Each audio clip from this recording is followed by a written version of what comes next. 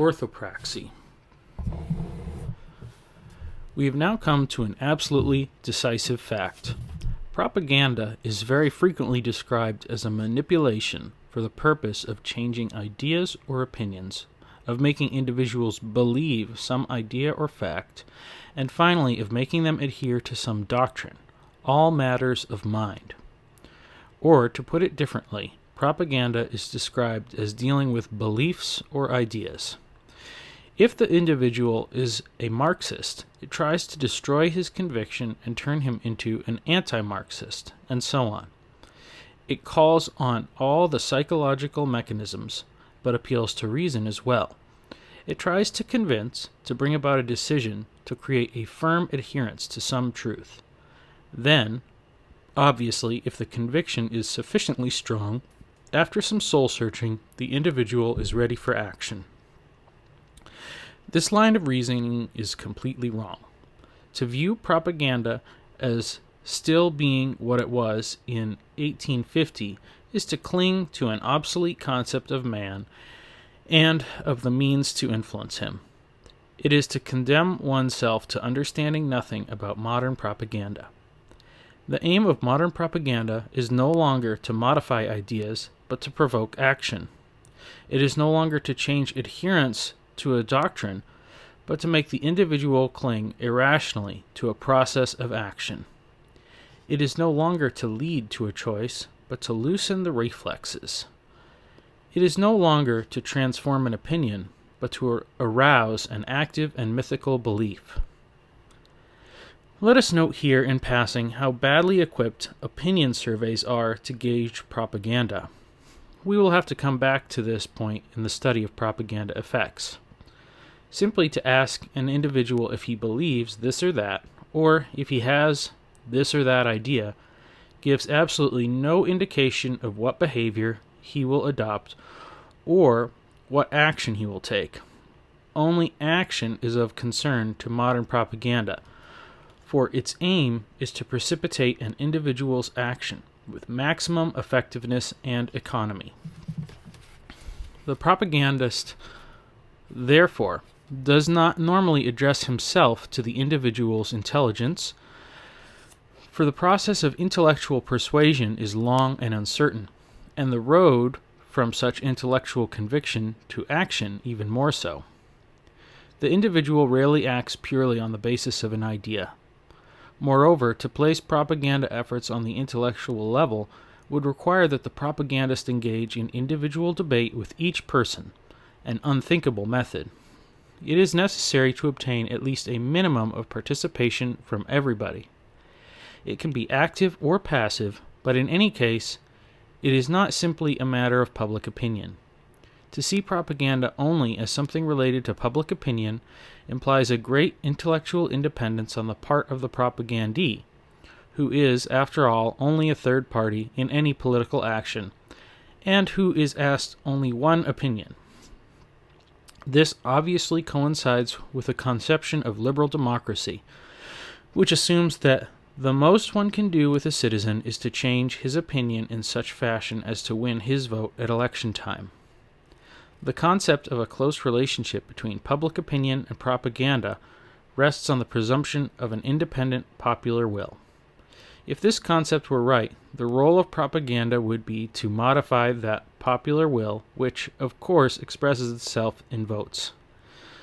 But what this concept does not take into consideration is that the injection of propaganda into the mechanism of popular action actually suppresses liberal democracy, after which we are no longer dealing with votes or the people's sovereignty. Propaganda, therefore, aims solely at participation. The participation may be active or passive. Active if propaganda has been able to mobilize the individual for action. Passive if the individual does not act directly but psychologically supports that action. But one may ask, does this not bring us right back to public opinion? Certainly not, for opinion leaves the individual a mere spectator who may eventually, but not necessarily, resort to action. Therefore, the idea of participation is much stronger. The supporter of a football team, though not physically in the game, makes his presence felt psychologically by rooting for the players, exciting them, and pushing them to outdo themselves. Similarly, the faithful who attend Mass do not interfere physically, but their communicant participation is positive and changes the nature of the phenomenon. These two examples illustrate what we mean by passive participation obtained through propaganda. Such an action cannot be attained by the process of choice and deliberation. To be effective, propaganda must constantly short-circuit all thought and decision. It must operate on the individual at the level of the unconscious. He must not know that he is being shaped by outside forces. This is one of the conditions for the success of propaganda. But some central core in him must be reached in order to release the mechanism in the unconscious, which will provide the appropriate and expected action. We have just said that action exactly suited to its ends must be obtained.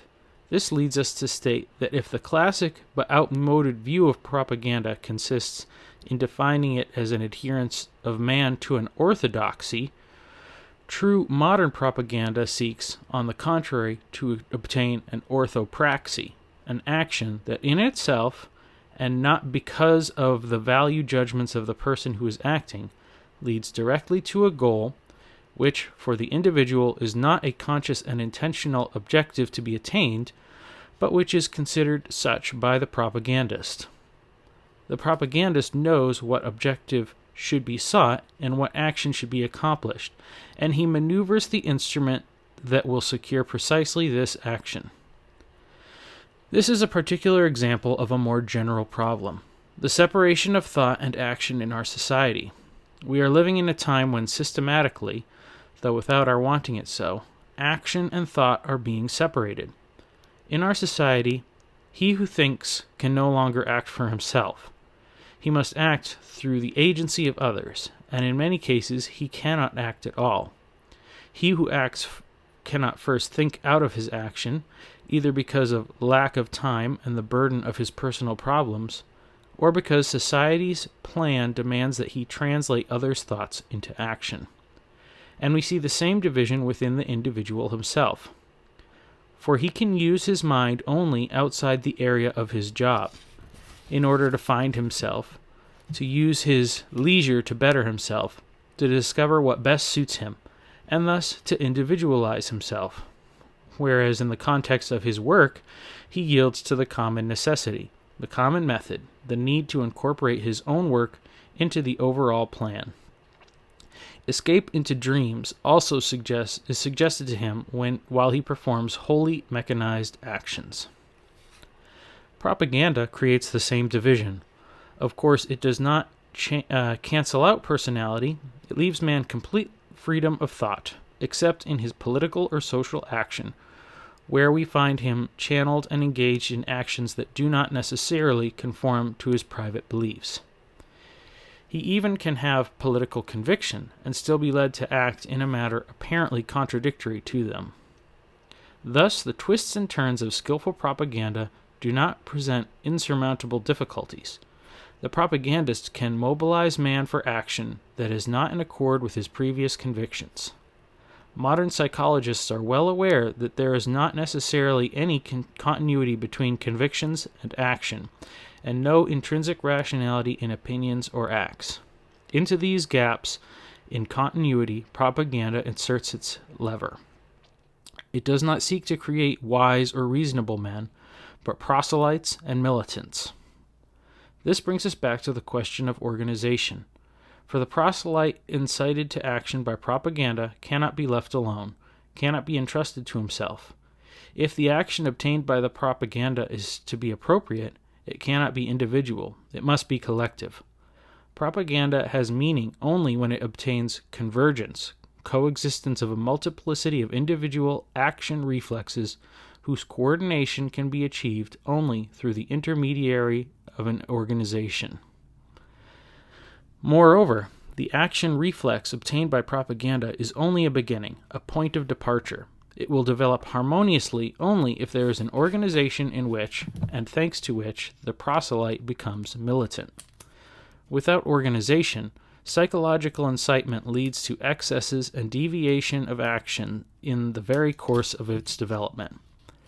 Through organization, the proselyte receives an overwhelming impulse that makes him act with the whole of his being. He is actually transformed into a religious man in the psychosociological sense of the term. Justice enters into the action he performs because of the organization of which he is a part. Thus, his action is integrated into a group of conforming actions. Not only does such integration seem to be the principal aim of all propaganda today, it is also what makes the effect of propaganda endure. For action makes propaganda's effect irreversible.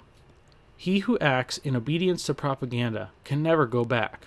He is now obliged to believe in that propaganda because of his past action. He is obliged to receive from it his justification and authority, without which his action will seem to him absurd or unjust, which would be intolerable. He is obliged to continue to advance in the direction indicated by propaganda, for actions demands more action. He is what one calls committed, which is certainly what the Communist Party anticipates, for example, and what the Nazis accomplished. The man who has acted in accordance with the existing propaganda has taken his place in society. From then on, he has enemies. Often he has broken with his milieu or his family. He may be compromised. He is forced to accept the new milieu and make new friends that propaganda makes for him. Often he has committed an act reprehensible by traditional moral standards and has disturbed a certain order. He needs a justification for this, and he gets more deeply involved by repeating the act in order to prove that it was just. Thus, he is caught up in a movement that develops until it totally occupies the breadth of his conscience. Propaganda now masters him completely, and we must bear in mind that any propaganda that does not lead to this kind of participation is mere child's play. But we may properly ask how propaganda can achieve such a result, a type of reflex action, by short-circuiting the intellectual process. The claim that such results are indeed obtained by propaganda will beget skepticism from the average observer, strenuous denial from the psychologist, and the accusation that this is merely fantasy contradicted by experience. Later, we shall examine the validity of experiments made by psychologists in these fields, and their adequacy in regard to the subject. For the moment, we shall confine ourselves to stating that observation of men who are subjected to a real propaganda, Nazi or communist, confirms the accuracy of the schema we have just drawn. We must, however, qualify our statement. We do not say that any man can be made to obey any incitement to action in any way, whatever, from one day to the next. We do not say that in each individual prior elementary mechanisms exist on which it is easy to play and which will unfailingly produce a certain effect. We do not hold with a mechanistic view of man, but we must divide propaganda into two phases. There is pre-propaganda, or sub-propaganda, and there is active propaganda. This follows from what we have said earlier about the continuous and permanent nature of propaganda. Obviously, what must be continuous is not the active, intense propaganda of crisis, but the sub-propaganda that aims at mobilizing individuals, or, in the etymological sense, to make them mobile, and mobilize in order to thrust them into action at the appropriate moment. It is obvious that we cannot simply throw a man into action without any preparation, without having mobilized him psychologically and made him responsive, not to mention physically ready. The essential objective of pre-propaganda is to prepare man for a particular action, to make him sensitive to some influence, to get him into condition for the time when he will effectively, and without delay or hesitation, participate in action. Seen from this angle, pre-propaganda does not have a precise ideological objective. It has nothing to do with an opinion, an idea, a doctrine. It proceeds by psychological manipulations, by character modifications, by the creation of feelings or stereotypes, useful when the time comes. It must be continuous, slow, imperceptible. Man must be penetrated in order to shape such tendencies. He must be made to live in a certain psychological climate. The two great routines that this sub-propaganda takes are the conditioned reflex and the myth. Propaganda tries first of all to create conditioned reflexes in the individual by training him so that certain words, signs, or symbols, even certain persons or facts, provoke unfailing reactions. Despite many protests from psychologists, creating such conditioned reflexes, collectively as well as individually, is definitely possible. But of course, in order for such a procedure to succeed, a certain amount of time must elapse, a period of training and repetition. One cannot hope to obtain automatic reactions after only a few weeks' repetition of the same formulas. A real psychic reformation must be undertaken, so that after months of patient work, a crowd will react automatically in the hoped-for direction to some image. But this preparatory work is not yet propaganda, for it is not yet immediately applicable to a concrete case. What is visible in propaganda, what is spectacular and seems to us often incomprehensible or unbelievable, is possible only because of such slow and not very explicit preparation. Without it, nothing would be possible. On the other hand, the propagandist tries to create myths by which man will live, which respond to his sense of the sacred. By myth, we mean an all-encompassing, activating image, a sort of vision of desirable objectives that have lost their material, practical character and have become strongly colored, overwhelmingly, all-encompassingly, and which displace from the conscious all that is not related to it. Such an image pushes man to action precisely because it includes all that he feels is good, just, and true. Without giving a metaphysical analysis of the myth, we will mention the great myths that have been created by various propagandas: the myth of race, of the proletariat, of the Führer, of communist society, of productivity. Eventually, the myth takes possession of a man's mind so completely that his life is consecrated to it. But that effect can be created only by slow, patient work, by all the methods of propaganda, not by any immediate propaganda operation. Only when conditioned reflexes have been created in a man and he lives in a collective myth can he be readily mobilized. Although the two methods of myth and conditioned reflex can be used in combination, each has separate advantages. The United States prefers to utilize the myth. The Soviet Union has for a long time preferred the reflex. The important thing is that when the time is ripe, the individual can be thrown into action by active propaganda, by the utilization of the psychological levers that have been set up, and by the evocation of the myth. No connection necessarily exists between his action and the reflex or the content of the myth. The action is not necessarily psychologically conditioned by some aspect of the myth. For the most surprising thing is that the preparatory work leads only to man's readiness. Once he is ready, he can be mobilized effectively in very different directions. But of course, the myth and the reflex must be continually rejuvenated and revised, or they will atrophy. That is why pre-propaganda must be constant, whereas active propaganda can be sporadic when the goal is a particular action or involvement.